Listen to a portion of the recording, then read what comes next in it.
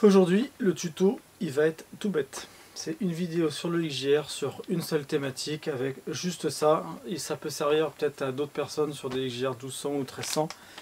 On va parler de ça. Donc, ceux qui reconnaissent le truc, c'est un kit d'embrayage pour la moto. Et ce qu'on appelle le ressort, l'espèce d'anneau de ressort là, qui a été remplacé, on va dire, par les kits Barnett pour ceux qui en ont mis, ou pour les motos récentes, c'est le même principe. On va changer aussi le ressort. Si vous faites un kit d'embrayage sur la moto, sachez plusieurs choses. Il n'y a pas besoin de beaucoup d'accessoires, il faut juste une petite clé dynamométrique pour pouvoir serrer à 8 Nm. Il vous faut un nouveau joint de carter neuf, si possible. Je vous le conseille, vous pouvez peut-être faire ça, mais je vous conseille quand même d'en avoir un, ça vaut pas très cher. Il vous faut le kit avec les plateaux garnis, enfin les disques garnis on appelle ça. Éventuellement, vous pouvez aussi changer les disques lisses, donc il faut mesurer la cote. La cote, globalement, en dessous de 2,9 mm, ils sont hors cote, et je crois que les disques lisses, c'est à peu près la même chose. Bon, il y a les cotes sur internet, donc vous pouvez changer l'un ou l'autre ou les deux, ça dépend de votre usage. Il est assez conseillé de changer du coup le ressort en même temps, parce qu'il a tendance à souffrir. Et ça c'est pareil, il y a une cote, quand on le met à plat, on mesure la hauteur qu'il fait, et il y a une cote. Et vous n'êtes pas obligé de faire une vidange d'huile pour le faire. Donc globalement le process est assez simple. On va mettre la moto sur la béquille latérale en tournant le guidon de façon à ce que l'huile se foute le camp du côté gauche du moteur. On enlève le carter, on vire le ressort avec la petite plaque qui maintient avec 6 vis, et on enlève tous les disques un par un en faisant gaffe si possible. Donc si j'ai pas de conneries, il y en a 8 en tout, donc il y en a 2 qui sont plus fins et 6 qui sont plus gros qui vont au milieu. Et on n'a pas besoin de virer trop de trucs, donc il faudra juste mettre la moto en première histoire de bloquer la boîte de vitesse, et après on peut faire ça tranquillement. Ce qui est conseillé en général de faire avant, c'est de laisser tremper les nouveaux disques garnis dans de l'huile, histoire qu'ils restent bien imprégnés, qu'ils s'imprègnent, on les remet pas à sec comme ça dans le moteur. Donc on va pouvoir faire ça. Ça devrait pas être trop long, je sais pas quelle durée il faut peut-être une demi-heure, j'en sais rien, c'est pas très long. Et après, sachez qu'une fois qu'on part, faut pas y aller comme un bourrin dès le départ, faut les rôder entre guillemets un peu gentiment, tu vois. Alors, il me reste presque plus d'huile, mais en gros je fais ça, je mets tous les disques, je fous de l'huile, je fais tout tourner, comme ça l'huile elle passe un peu partout. Donc si vous en avez plus que moi, vous pouvez en badigeonner dessus tranquillou. Moi je vais le faire comme ça, histoire que ça trempe dans l'huile, et après j'en remettrai un peu dessus au moment où je les réinstallerai, mais moi là au moins ils baignent dans l'huile. On va les laisser comme ça jusqu'au moment où on les installe. Spoiler alerte, ça va pas se passer aussi bien que d'habitude.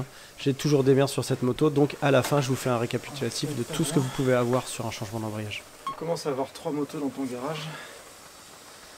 Ça commence à prendre de la place. Donc on va la mettre sur la béquille latérale. C'est HelloFresh qui va finir par me sponsoriser en fait. Alors première chose à savoir, il faut virer ces vis ici. Il y a 2 vis qui sont plus longues que les autres. C'est facile pour les repérer, c'est les seuls qui ont une douille de centrage. Donc il y en a une ici je crois et une vers le bas. A noter que moi c'est pas les mêmes vis, mais c'est normal parce que je les ai changées. Ça fait partie des vis qu'il faudra resserrer au couple à la fin. Et je vous conseille à chaque fois de serrer et desserrer en étoile. Après bon, desserrer c'est pas non plus.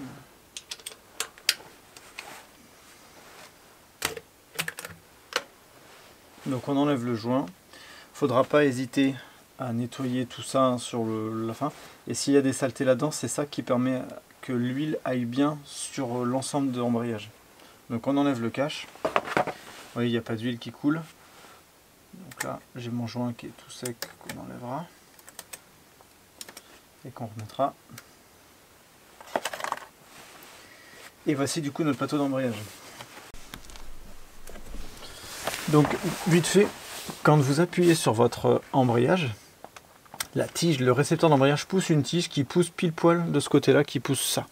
En poussant ça, ça va tirer sur cette espèce de ressort qui est remplacé par les moteurs pour les Barnett ou sur les motos récentes par une plaque avec plusieurs ressorts. Donc c'est elle qui fait office de ressort. Et ça va permettre de faire avancer tout l'intérieur de l'embrayage vers l'extérieur pour désolidariser en gros les disques garnis et les disques lisses, de façon à libérer cette boîte de l'axe de la boîte de vitesse.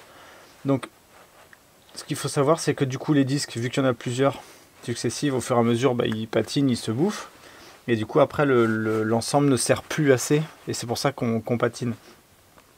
Cette plaque qui s'appelle le ressort, elle a une tolérance, il faut la mesurer, et globalement la mienne, je sais qu'elle est morte. Donc le but, c'est pas d'enlever tout, on va juste virer ça, on va virer le ressort, on va virer le capuchon, et ensuite on va sortir les disques et les plateaux. Enfin les disques et les plateaux. On va sortir les disques garnis un à un.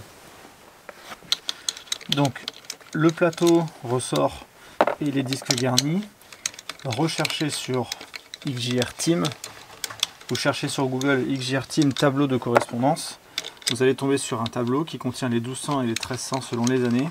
Et dessus, vous aurez la cote minimale pour les disques lisses, vous aurez la cote minimale pour les plateaux lisses, non, pour les disques lisses et pour... Vous aurez la cote minimale pour les disques lisses et pour les disques garnis, et vous aurez aussi la cote du plateau de ressort. Donc c'est lui qu'on va changer. Ce plateau de ressort, quand vous le mettez à plat, vous pouvez mesurer sa hauteur, et moi du coup le mien il est trop haut. Donc, quand on a viré ça,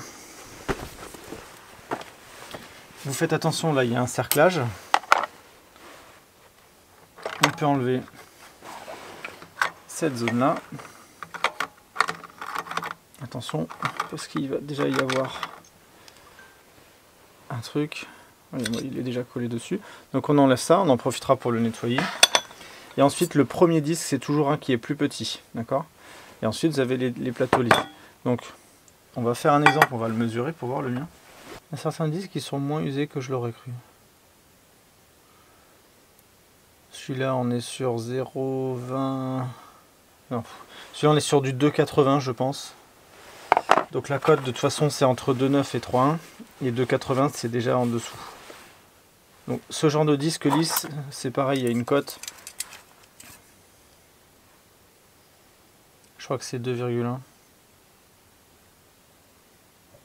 Ils sont peut-être un peu foutus aussi les miens, mais bon. Donc on va sortir les trucs tous un par un, donc vous pouvez les attraper sur le côté et vous les faites avancer. Donc un disque, un plateau, un disque, etc. etc. Donc on sépare les deux. C'est le dernier qui va être plus marrant.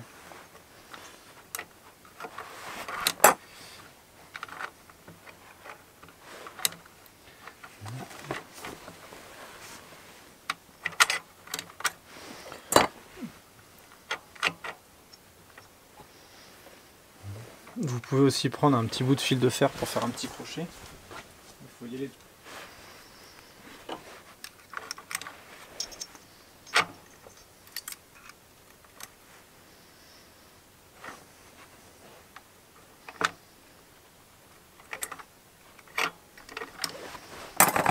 On va y aller, hein.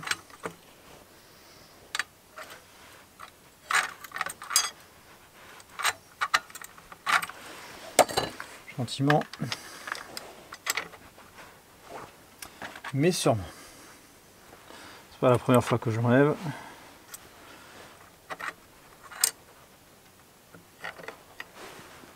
C'est un peu patiné le truc. Bon, j'aurais peut-être pu tout changer en même temps. Après, bon, moi ce qui m'intéressait, c'est surtout changer les disques garnis. Donc le dernier, ce qui est un petit peu relou, c'est qu'il y a un espèce de petit fil à l'intérieur qui tient le truc. Donc c'est un peu relou, il faut trouver l'endroit où il tourne. Donc là, d'ailleurs, il faut que je bloque la boîte de vitesse. Mais là, par exemple, on peut le faire tourner. Donc c'est là que vous allez comprendre le système de l'embrayage. Cette cloche-là tourne avec le vilebrequin par les grosses dents qui sont derrière. Donc elle tourne, d'accord ? Et elle est sur un axe qui a un roulement. Donc elle tourne avec le moteur. Elle tourne avec la boîte de vitesse. Le but de l'embrayage, c'est de serrer les deux ensemble pour que les deux tournent en même temps. Quand vous débrayez, vous poussez la tige qui est derrière ça. Là, derrière, il y a une bille et après, il y a la tige de l'embrayage. Vous poussez ce truc vers l'extérieur en utilisant le ressort en bout. Donc c'est ça que vous sentez sur la poignée, de façon à décoller les disques d'embrayage entre eux. Ça permet de libérer les deux. une fois, eux les disques, vous voyez, ils restent bien en place parce qu'ils sont dans les trous. Quand vous lâchez l'embrayage, vous réécrasez le tout grâce à la contrainte du ressort. Vous réécrasez le tout ensemble de façon à ce que les disques garnis et lisses se collent ensemble pour tenir l'ensemble. Mais sur une moto pareille, malheureusement le couple, ben, ça fume tout quoi. Donc le dernier, il y a un petit cerclage dans le fond. Donc il faut retrouver l'endroit où il y a une petite tête. Il y a un endroit où il y a un trou. En gros, ici, là vous avez le crochet qui fait tout le tour, enfin une espèce de crochet, c'est une espèce de fil. Et un endroit, dans un de ces trous là, dans un de ce genre de trous, vous avez un endroit où vous avez la tête du fil sur lequel vous pouvez appuyer avec un tournevis pour le faire sortir. Donc c'est ça qu'on va faire. C'est un peu chiant à remettre parce qu'il faut bien mettre le fil dans une gorge, mais on prend son temps et ça va le faire tout seul. Là maintenant, il est accroché sur une vitesse, donc ça sera moins chiant. Donc moi il est tourné, il est là maintenant. Donc on appuie dessus. Tac. Donc ça fait sortir le fil. D'accord ?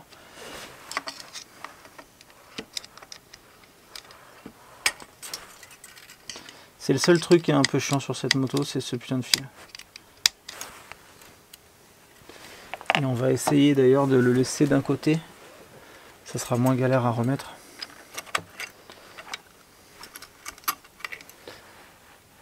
À moins que lui il veuille pas. Et oui, il voudra pas. Non, faut qu'on le sorte entièrement.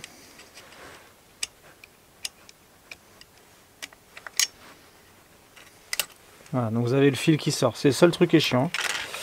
Donc maintenant on peut enlever les deux derniers, qui va être le dernier plateau lisse et le dernier petit disque très fin. D'accord ? Voilà. Donc tous mes plateaux sont sortis. Bon en fait, ouais. Quand je compare les nouveaux et les anciens, il n'y a pas photo sur l'épaisseur. On sent très peu les rainures sur le mien. Donc là il y a un anneau, vous le laissez. Hein. Mais mes disques qui sont en train de baigner dans l'huile depuis hier, donc on va remettre le premier. Donc, il faut le mettre en face.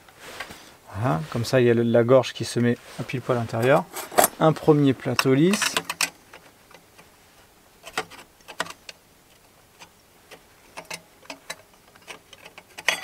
Tac. Et maintenant on peut mettre le putain de fil. Et c'est là qu'on va s'éclater à mort. Donc il y a un côté qui est peut-être plus tourné. Donc il faut le rentrer dans son putain de petit trou. Et une fois qu'il est rentré, il faut lui faire le tour.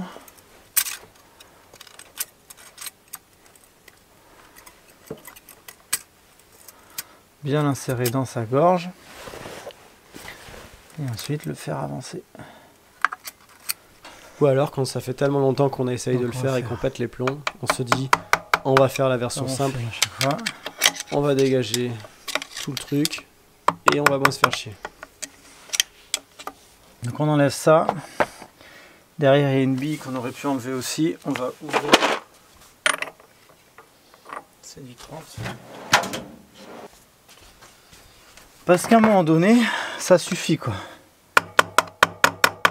Mais je peux vous assurer qu'on peut le faire sans. Hein.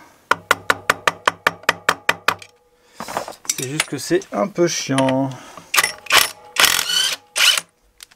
Voilà. Donc une fois que le nut il est viré, on enlève ça.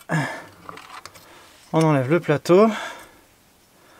Comme ça, on va pouvoir se faire chier à mettre cette saloperie directement.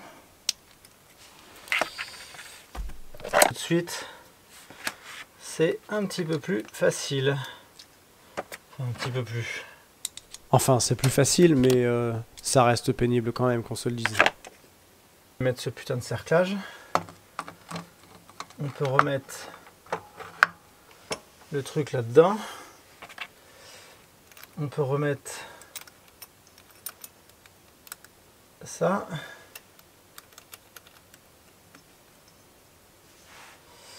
Comme ça, on peut remettre le nut. Qu'il faut bien évidemment serrer au couple.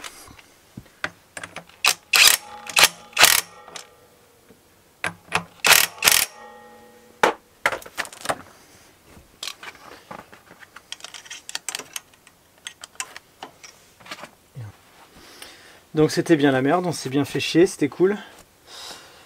Et donc maintenant on pourra remettre les plateaux. Donc on a la petite douille au milieu.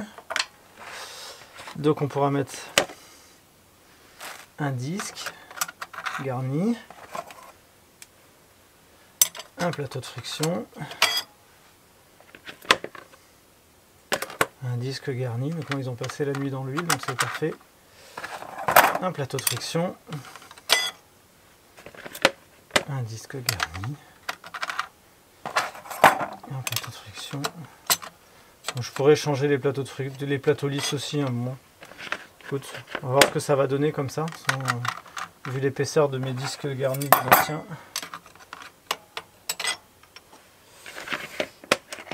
Et un autre. Je suis content parce qu'ils sont bien remplis d'huile et ça c'est cool. Un plateau de friction.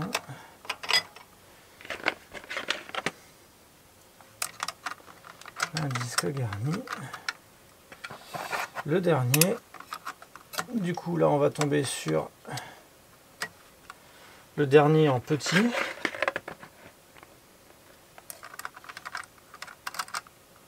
Tac.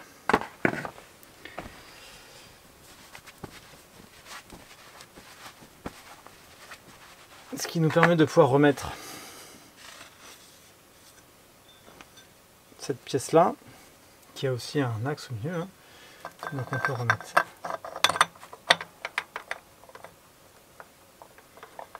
ça ici. Derrière on a le cerclage.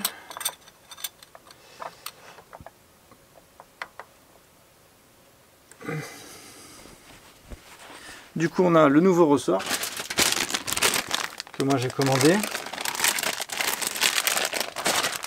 qui devrait être logiquement plus fin que l'ancien. Et encore, ça n'a pas dit. On met là. Il faut, je pense, que je décompresse l'embrayage en face.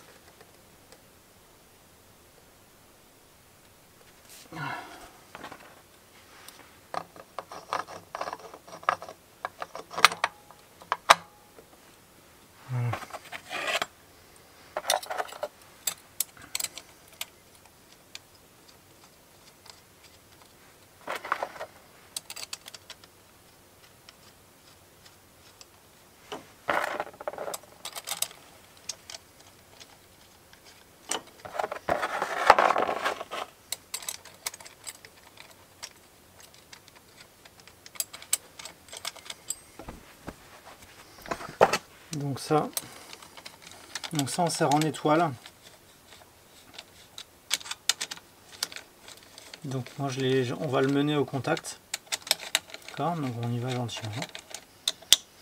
Donc la clé dynamo.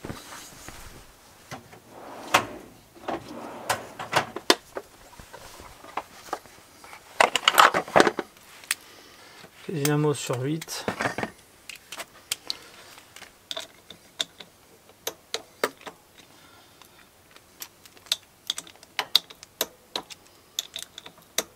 Dites-vous que 8, c'est vraiment pas beaucoup, hein.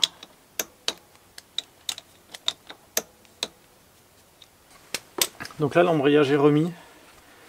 Il n'y aura plus qu'à nettoyer tout ça et fermer le carter. Et là, si on appuie sur l'embrayage,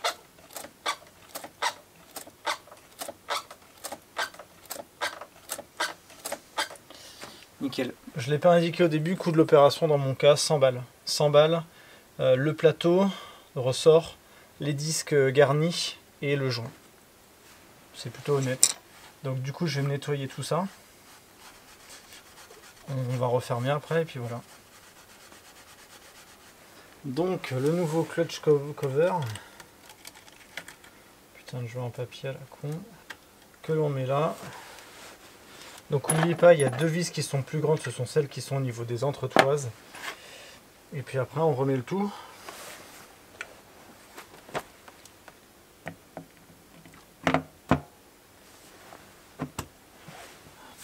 Donc j'ai changé l'embrayage, j'ai voulu partir avec la moto et en fait j'ai fait demi-tour au bout de 2 km pour la simple et bonne raison que j'avais beaucoup de mal à rétrograder les vitesses. Donc je pense pas avoir fait de conneries sur l'installation de l'embrayage parce que C'est difficile de se tromper ce genre de truc. Néanmoins, vu que l'embrayage est quand même, il y a moins d'usure, peut-être que côté récepteur d'embrayage ou quoi que ce soit, ça pousse pas assez. Donc j'ai regardé vachement sur le net, il y a plusieurs pistes que je vais vérifier. On parle d'une pièce en laiton qui est au niveau du mètre cylindre d'embrayage. Quand on pousse à la poignée, il est troué en fait et il pousse une tige qui pousse le mètre cylindre d'embrayage. Potentiellement elle est peut-être trop usée, parce que je pense que vu que l'embrayage est plus neuf, pour moi il faut pousser plus fort pour débrayer. Donc bon, il y a cette pièce là, dans tous les cas j'ai changé moi les poignées parce que elles étaient mortes et je voulais les changer de toute façon, donc j'ai cru qu'il y avait la pièce en laiton avec, bon c'est pas le cas donc je verrai. Dans tous les cas mon mètre cylindre d'embrayage il est dans un état lamentable et tous les joints sont à refaire, et étant donné que je vais refaire toute la face avant de la moto, dans tous les cas je vais y passer. J'ai vérifié mon récepteur d'embrayage, il fuit pas, le piston pousse bien, donc bon j'ai un peu tout remis. Là ça débraye, en tout cas dans le garage j'arrive à passer la première, la deuxième, à revenir au point mort. Bon. Donc je referai un test et je vais voir. Par contre je me suis rendu compte que j'ai une vis qui tourne un peu dans le vide ici, et sur le papier j'ai ce qu'il faut en termes d'hélicoil, donc je vais jeter un oeil à savoir si je changerai pas l'hélicoil. Après il est en hauteur, ça sert quand même, c'est juste que ça tourne un peu dans le vide. Je pense pas que ça fuit à cet endroit là, mais je préfère prendre le temps de vérifier au cas où. Je suis en train de monter la vidéo sur justement l'embrayage de la XJR, et je sais pas si c'est parce que je suis totalement incompétent ou si c'est parce que cette moto elle a pas du tout envie qu'on la répare et qu'elle veut aller à la casse, mais évidemment si je fais un truc simple et qu'il peut y avoir des problèmes, j'ai forcément ces problèmes là. Donc je me dis à la rigueur, je vais vous en faire profiter et vous expliquer quels problèmes vous pouvez avoir si vous changez l'embrayage de votre XJR, parce qu'il y a quand même des points qu'il faut vérifier. Et c'est con de ne pas pouvoir passer les vitesses quand on est en train de rouler. Donc première chose, quand j'ai monté l'embrayage la première fois, par rapport à la vidéo que vous avez pu voir, j'ai été faire un tour dehors et j'ai fait demi-tour tout de suite parce que je ne pouvais plus passer les vitesses. Le symptôme c'était difficulté de rétrograder, difficulté de trouver le point mort,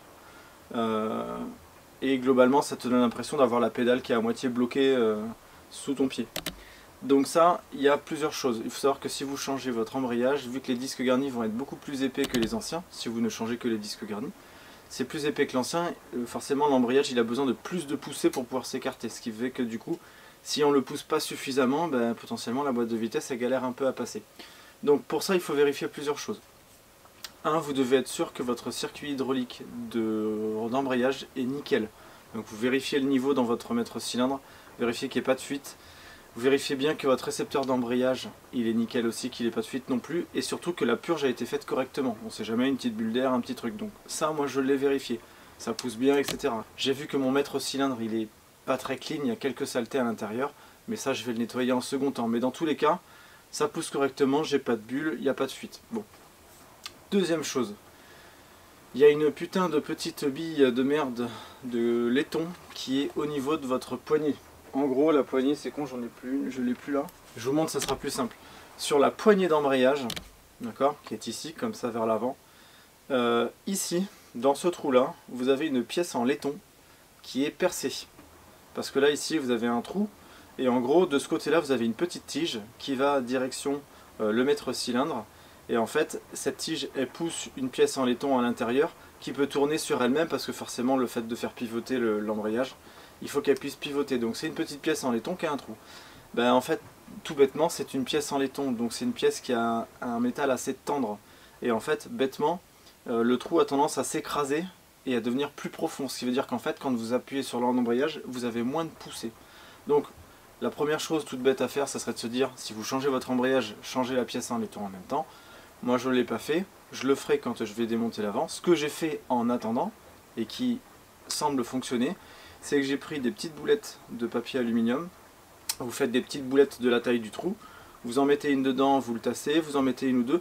Je crois que j'ai mis 3 ou 4 petites boulettes d'aluminium à l'intérieur, de façon à ce que ça, on va dire que ça mette des choses dans la profondeur du trou. J'ai mis 3 ou 4 boulettes d'aluminium à l'intérieur, de façon à ce que ça obstrue un peu le trou, pour qu'il y ait plus de poussée. Donc ça c'est une première chose. Autre sujet qu'on m'a dit également, c'est que je n'ai pas changé les disques lisses. Je ne suis pas obligé de le faire, mais je ne les ai pas changés. Alors on m'a conseillé de les mettre tous dans le même sens. Vous regarderez au niveau des disques lisses, ils ont un côté qui est différent de l'autre. En gros, il y a un côté qui est un petit peu arrondi et l'autre qui ne l'est pas. Donc dans l'idée, je ne sais pas si ça change vraiment quelque chose, mais faites en sorte de les mettre tous dans le même sens. Donc ça c'est quelque chose que j'ai vérifié sur un démontage suivant, de les mettre tous dans le même sens. Troisième chose, je me suis fait avoir sur mon deuxième essai, c'est qu'au moment où j'avais démonté mon embrayage à nouveau pour vérifier que j'ai vérifié mon récepteur d'embrayage, j'ai dû avoir le malheur d'appuyer sur l'embrayage une ou deux fois, ce qui fait que en fait mon plateau d'embrayage il ne bougeait pas, mais il était déjà écarté quand j'étais pas débrayé, ce qui fait que j'ai testé la moto dehors, là les vitesses ça passait très bien, mais ça n'entraînait plus le moteur. Donc faites bien attention, votre récepteur d'embrayage, à le pousser vers le fond, de façon à ce que vous puissiez remettre votre plateau tranquille, et après vous pomperez quelques fois sur l'embrayage pour qu'il remonte. Ça c'est une deuxième chose. Et enfin, dernier petit détail sur les disques lisses, on m'a expliqué que les disques lisses pouvaient se voiler. Donc si vous les mettez debout comme ça, ils peuvent légèrement se voiler comme ça, prendre la forme d'un parapluie, et ils peuvent aussi chauffer. Donc regardez sur les disques lisses si vous avez des traces de couleur bleutée qui montraient que l'aluminium, je crois que c'est l'aluminium, qu'il a eu des surchauffes, parce que quand ils font des surchauffes comme ça, ils ont tendance à se voiler, et vous pourriez du coup être obligé de changer vos disques lisses. Dans mon cas, ils sont... Je crois qu'ils sont au minimum de la cote, mes disques lisses. Je les ai quand même remis. Ils sont dans la cote minimum. Ils n'ont pas l'air d'être déformés. Si vous avez un marque, vous pouvez le vérifier. Moi, j'en ai pas. Bon, je les ai regardés comme ça à la louche. Ça n'avait pas l'air d'être le cas. J'en ai qu'un seul qui a une légère trace de bleu à un endroit, qui montre qu'il a potentiellement un peu chauffé. Donc je l'ai remis en l'état en me disant je vais voir si ça corrige mon problème. Et si ça ne le corrige pas, je les changerai. Et en moralité, ça a changé mes problèmes. Donc pour vous faire un résumé, j'ai changé l'embrayage, ça n'a pas fonctionné et il a fallu que je vérifie tous ces points. Donc je vous fais un petit récapitulatif de toutes les merdes que j'ai pu avoir quand j'ai changé l'embrayage. Donc il faut bien vérifier votre récepteur d'embrayage, il ne faut pas qu'il fuit et il faut l'enfoncer un petit peu pour pas qu'il soit trop sorti. Deuxièmement, vous vérifiez votre mètre-cylindre d'embrayage, le niveau doit être nickel et il doit être propre à l'intérieur. Tertio, vous vérifiez votre purge de liquide d'embrayage. Il ne doit pas y avoir de bulles à l'intérieur, sinon vous n'allez pas pousser correctement. En 4, vous vérifiez la petite pièce en laiton qui est au niveau de la poignée. Si jamais elle est pourrie, mettez des petits trucs d'aluminium en attendant de la changer, ça fera le taf en attendant. Et enfin, l'embrayage, mettez tous les disques lisses dans le même sens, vérifiez qu'ils ne sont pas bleus ou changez-les. Et ensuite, c'est censé se passer correctement. Donc moi depuis j'ai roulé une cinquantaine de kilomètres avec le nouvel embrayage et je dois dire que c'est quand même super agréable. Donc évidemment j'ai plus de côté je patine. L'embrayage est un petit peu plus agréable à la poignée parce que j'ai changé le ressort. Il est quand même dur mais il est quand même plus agréable que le précédent. Et ce qui est super cool c'est que les rapports passent super bien et ça change totalement la donne et ça fait plaisir. N'oubliez pas non plus au niveau de votre carter d'embrayage, il ne faut pas le serrer fort, je ne sais plus si c'est 8 ou 10 Nm de couple. Moi dans mon cas je l'avais serré à 8 au départ, avec un joint neuf super bien nickel. Je me suis rendu compte que j'avais une légère trace d'huile sur le bas, donc je l'ai un petit peu plus resserré, je crois que je l'ai monté à 10 du coup, depuis j'ai pas de fuite. Donc faites-y attention, sachant que les vis à cet endroit là sont relativement fragiles, il y en a une où il a fallu que je fasse un hélicoil parce qu'elle était déjà totalement défoncée. Quoi dire de plus sur l'embrayage? Rien. Prochaine étape sur la XJR. La fourche avant, qu'il faut absolument que je fasse au plus vite parce qu'elle n'est pas droite et que les suspensions sont foutues. Mais pour l'instant, il faut que je m'occupe de ce moteur du 2 temps. Donc la prochaine vidéo qui va sortir, logiquement, ça sera lui. Et ensuite, je pourrai continuer sur la XJR. Il y a encore des choses à faire. Voilà. Si la vidéo vous a plu, mettez un petit pouce bleu. Si j'ai dit des conneries comme d'habitude, corrigez-moi dans les commentaires. C'est pas comme si tout le monde le faisait à chaque fois. Et puis, ciao, bye.